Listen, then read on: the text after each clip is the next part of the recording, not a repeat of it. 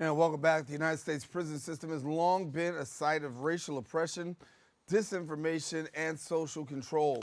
From alliances between prison officials and white supremacists to the suppression of black political movements, mass incarceration has served as the microcosm for a larger system of governance rooted in white supremacy. Join me now is the Assistant Professor of Sociology at the University of Southern California, Dr. Brittany Friedman. And thank you so much for joining us. So when we talk about this, Dr. Friedman, I gotta, just unpack for a moment that when we talk about the prison system, and white supremacy, hand in hand. Absolutely. I mean, the prison system is grounded in chattel slavery in the United States and the legacy of the 13th Amendment, which abolished slavery except for as punishment for a crime. And that was done strategically because it allowed for people who were newly allegedly freed to become re enslaved through debt peonage, which was often charging people, Black people, with false claims so that they could be incarcerated, and then they could be enslaved in this way through prisons and through work camps, which we see in, for example, in Toni Morrison's Beloved, right? There's many depictions of this in, amazing Black literature and also among, Black scholarship on the topic, which is where I situate my work to, really show that it is also this connection between corrupt law enforcement and white supremacists that is a legacy of chattel slavery in our prison system as well. I forgot to mention at the top, and I should have mentioned too, that you're also the author of a book, Carceral Apartheid, and how lies and white supremacists run our prisons. And, want to give you an opportunity to share a little bit about this because, for yourself, Dr. Friedman, you've had the opportunity to really look at this and see how long this has been systemic. Yes, absolutely. I mean, what I uncovered in my book is quite horrendous. So I set out to really understand, the rise of the Black Power movement behind bars, and also understand what preceded it, what institutional practices within prisons really set the stage where incarcerated Black people needed to organize themselves, similar to how we saw on the outside, right, during the Civil Rights Movement and the Black Power movement. Why did they have to organize in such a structured way to fight back? And so my book starts in the 1950s, looking at how Black people were targeted by the Department of Corrections in California, how they were labeled as security threat risks. Before any sort of protest even started, it's a preemptive label. And they were segregated and disappeared into adjustment centers. And then on top of that official strategy of decimation and control, the Department of Corrections also allowed correctional officers to align themselves with incarcerated Nazis who would later found the Aryan Brotherhood, and really, sustained what became this massive organization that we know today. And so I really center that legacy. Um, and I show how incarcerated Black people were political prisoners who were organizing themselves amongst, different strands of political beliefs, but found a commonality, obviously, in needing to fight against this system of carceral apartheid, which I argue is a larger governing strategy for society. And, as you said earlier, like prisons are a microcosm of this. And I think one of the best cases to study to show it. Yeah, when we look at the prison system, obviously we understand that we make up not the majority of the population, but the minority of the population, but yet and still we have a majority when it comes to incarceration. That number continues to rise. The questions about, mass incarceration, uh, the criminal justice system, all those things continue to center themselves. And then we look at where we are right now. We have January 6th. and you had January 6th with the insurrection, and yet and still there's an imbalance because when you look at what's going on right now, you see many of those persons that were associated with January 6th receiving presidential pardons. And that whole history, if you will, of, from, inequality to racial segregation within the prison is something that I know that you hold near and dear and you speak to. Yes, absolutely. Lies and illusions, right? They are foundational to how white supremacy functions as a structure in our society, and really influential in how carceral apartheid operates as a tool of political warfare against Black communities, against Indigenous communities, and Latinx communities. And so, for example, in now President Trump's use of the term political prisoners for the January 6 rioters, that is a longstanding tradition amongst white supremacist groups. The same, illusionary moniker was used again as a term to talk about the defendants in the Ku Klux Klan trials of 1871 to 1872. And basically, their supporters in South Carolina at the time were arguing, they were political prisoners being held by the federal government. As opposed to being, violent white supremacists that had just waged a war of violence and lynching and sexual assault against Black communities in South Carolina. And another parallel to this is how in that what actually really sparked and set off that wave of violence was because it was the first election where people who had been recently released, and a part of Reconstruction were allowed to vote. And so Black men were allowed to vote in the 1870 election. And that is what kicked off this retaliatory violence by the Klan and this collaboration with law enforcement. And we see the same thing with January 6th. It is a backlash, if you will, to the racial uprisings and protests in the wake of the murders of George Floyd. And, it, it's such a playbook, right? That we continue to see the level of gaslighting, the level of using terms like political prisoner, which we know apply to real people, applies to incarcerated Black people. It applies to people who are incarcerated because of the Puerto Rican freedom movement, right? Incarcerated because of the indigenous rights movement, environmental justice movements. Like, there are true political prisoners in the United States, and it is not the January 6 rioters. And we will continue to see this playbook. And my main interest is really pointing out that it is a historical through line. And so that gives us an advantage because we can see how this will play out rather than, simply responding. Let me come to you a little bit closer to home. For those of you just joining us, we've got Dr. Brittany Friedman, who's the Assistant Professor of Sociology at the University of Southern California.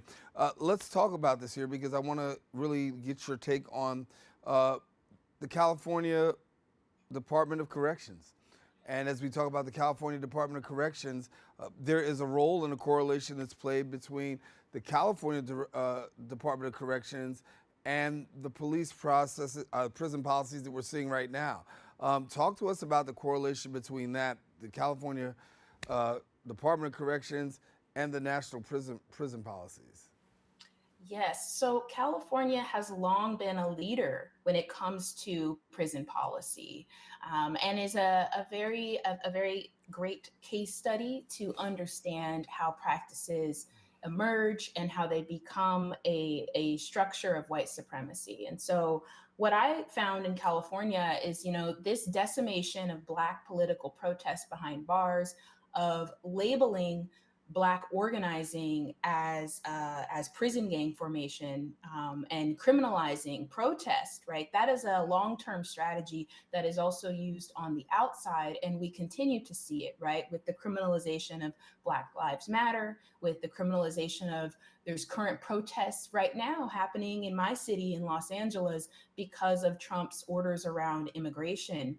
And so this is a strategy by the states, because once you criminalize protest, it allows you to bring in law enforcement. It allows you to use these tools of decimation that I document in my book to, essentially rewrite the narrative, and to create a false story, that the state is simply here to protect us, when in reality, the state is deploying these strategies of control to keep communities subdued. And California is very much a hallmark of this, and so it's one of the it's a perfect case study. Another reason too is because I found in my archival research that I did on these systems of control that, prison officials in other states were writing to California prison officials. I found letters, official letters saying, for example, and I'm paraphrasing, how do you deal with these people? These people, right? How do you deal with this protest, or with people who are aligned seemingly with the civil rights movement, or who are in reading groups? What do you do with them? And then California prison officials responding in official correspondence and saying, oh, we identify them and we segregate them as soon as they start talking to the general prison population. And so it's like it's very clear evidence of what they're doing, but also evidence that there is an informational network that is spreading this logic, and that correctional um, systems across the United States have long been sharing information and strategies. And it's why, in part, you see the same policies popping up across the country, and not just in one state. Yeah. There are some huge parallels that we see when we look around the nation. We look at January 6th. That was an insurrection that I remember exactly where I was. I was right in the heart of it, like literally outside of D.C., and had to deal with them on the highway, and in Baltimore, it was right outside D.C., Baltimore area, Ellicott City. I'll never forget that day, because I thought that if I wasn't around I wasn't, around during the time of the Klan, but I felt as though that this was very symbolic of a 2020, year 2020 Klan rally.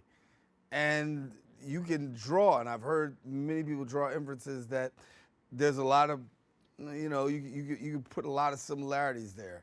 When you look at what happened with January 6th, and you look at what happened with the Klan, how would you correlate?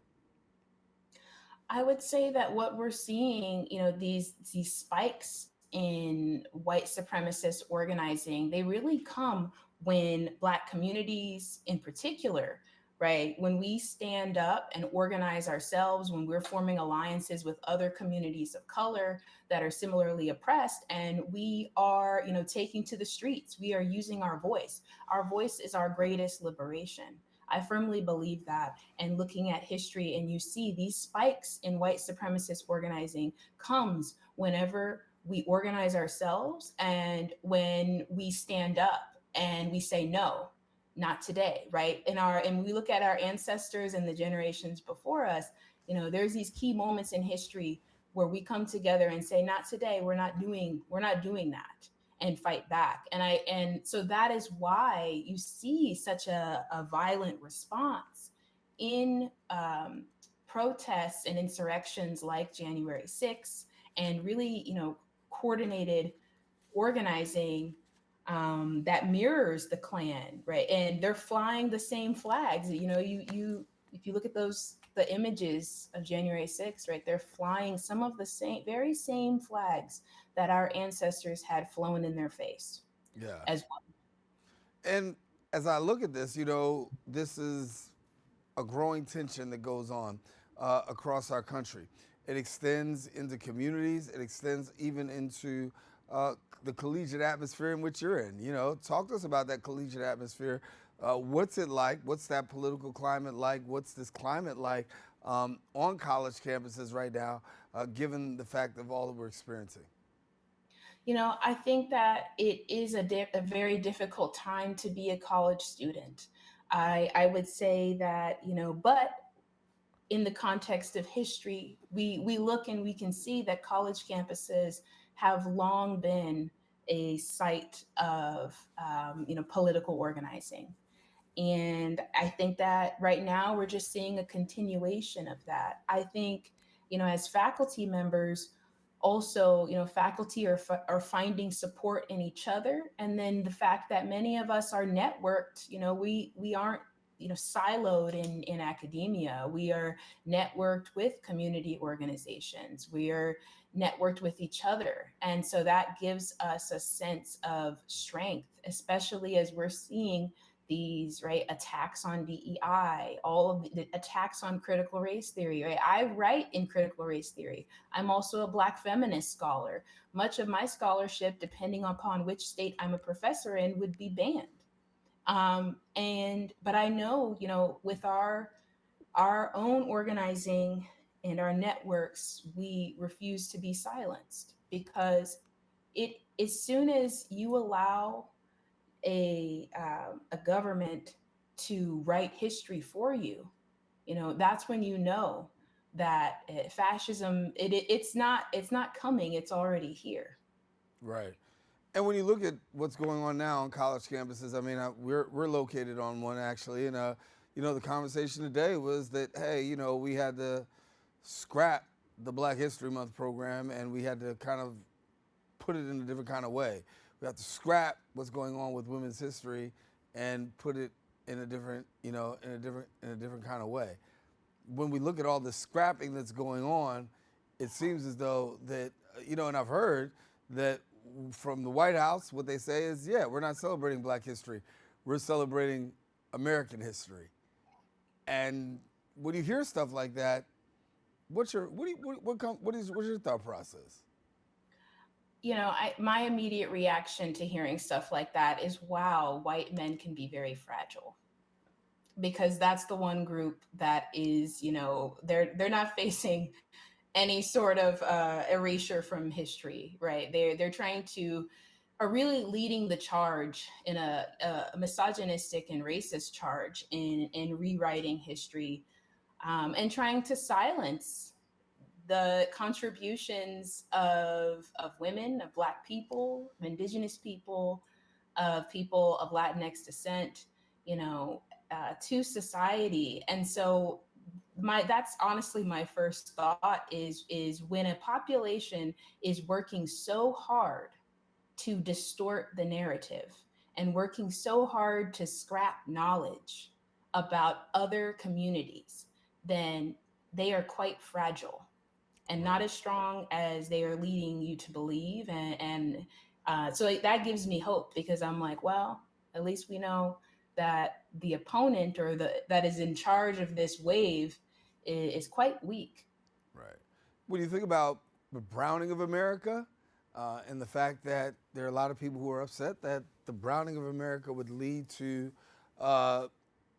whites not being the majority anymore in a short amount of time, a lot of people can not understand, but a lot of people are now, the light is coming on for a lot of people to say, listen, this is the reason why you have situations where you're talking about deportation, mass incarceration, things like that. Whatever can be done to remove the browning of America footprint from America's society, all is being done right now in this, what I would call, last-ditch effort to avoid what is the inevitable.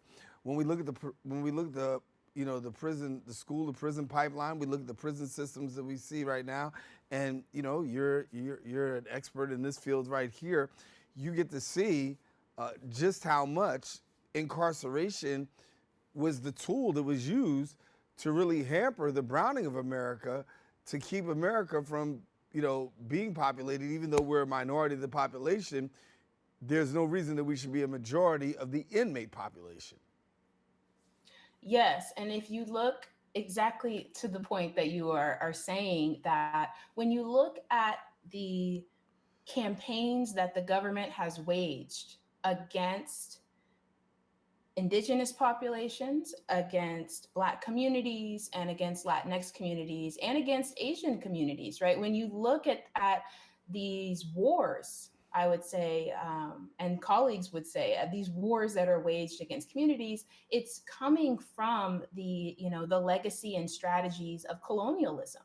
It is a settler population that first and foremost encountered a brown population, right? And then used imprisonment in the form of massacring communities, in the form of extracting children and sending them to native boarding schools, which were horrendous, and then in the form of siphoning communities onto reservations. Right, those are all tools of colonialism that are examples of incarceration. And we can see the same thing with each community, right? With the Black community in terms of jails and prisons, right? That's very blatant incarceration. When we look at immigrant detention, that's waged against all communities of all racial and ethnic backgrounds, right? We can see that incarceration is the tool of colonialism that was here from the beginning, that continues it to this day. And so that is a playbook that is continuing to be wielded, is removing people from the population. Talk about the media for me and the perception and the narrative that it plays. We do a lot in the area of bad portrayal. I remember, my initial days of journalism. We used to spend a lot of time capturing people on what we call the perp walk. That's walking people out, showing the camera on people as they're being arrested. But we show them being arrested, but then we don't show when the charges are dropped. We don't show when the charges were wrong.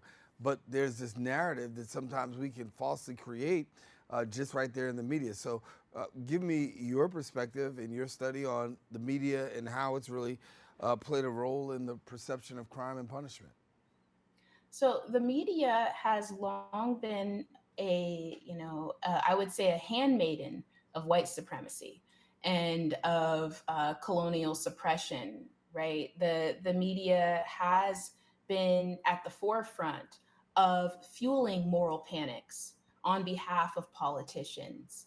And a moral panic is when there is this heightened fear and anxiety around, usually criminality or what is considered deviance by communities of color.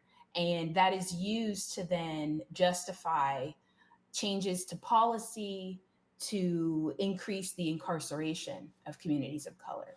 And so when we look at, right, the war on crime, the war on drugs, all of these are actually wars on communities of color. They're wars on the Black community. And the media is fueling the moral panic that then gives a false legitimacy to politicians to wield what is, again, a colonial agenda of using incarceration to remove communities, to prevent communities from, one, right, taking back land, or to prevent the fact that, people, right, like, that are a part of the African diaspora, we are all indigenous to somewhere, but our ancestors were then extracted from their indigenous lands and brought here against their will to be enslaved here. And so all of these tools, right, you can trace them to a colonial rhetoric. And it is why, in my opinion, the best analyses of incarceration, of disinformation, and racism, they really center colonialism as being, a continuation. Right.